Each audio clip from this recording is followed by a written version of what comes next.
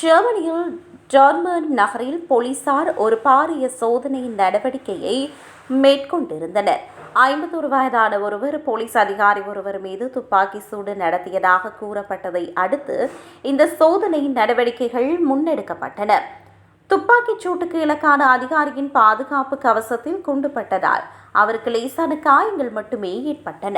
இந்த நிலையில் துப்பாக்கி சூடு நடத்திய பின்னர் அந்த நபர் ஹாக்ஸ்டன் மாவட்டத்தில் உள்ள ஒரு அடுக்குமாடி குடியிருப்புக்குள் ஓடிச் சென்று கதவை பூட்டிக் கொண்டார். அந்த நேரத்தில் அவரது 3 குழந்தைகளும் அந்த அடுக்குமாடி குடியிருப்புக்குள் இருந்தனர். இதனை அடுத்து போலீசார் உடனடியாக அந்த கட்டிடத்தை சுற்றி வளைத்தனர். சந்தேக நபருடன் தொடர்பு கொள்ளவும் நிலைமையை கட்டுப்பாட்டில் வைத்திருக்கவும் ஒரு பேச்சுவார்த்தை குழு உட்பட சிறப்பு பிரிவுகளை அவர்கள் கட்டிடத்திற்கு அனுப்பினர். அதிகாரிகள் அவரிடம் பேச முயற்சிக்கும் போது பல மணி நேரம் வெளியே இருந்தனர். அதே நேரத்தில் உள்ளே இருந்த குழந்தைகள் பாதுகாப்பாக இருந்ததாக போலீசார் தெரிவித்தனர். இவ்வாறு இருக்க அதிகாலை வேளையில் சந்தேக நபர் வெளியே வந்து போலீசாரிடம் தானே சரணடைந்தார். இந்நிலையில் அப்பகுதியில் இருந்த ஏனைய மக்களுக்கு எவ்வித ஆபத்தும் ஏற்படவில்லை என்று போலீசார் தெரிவித்தனர்.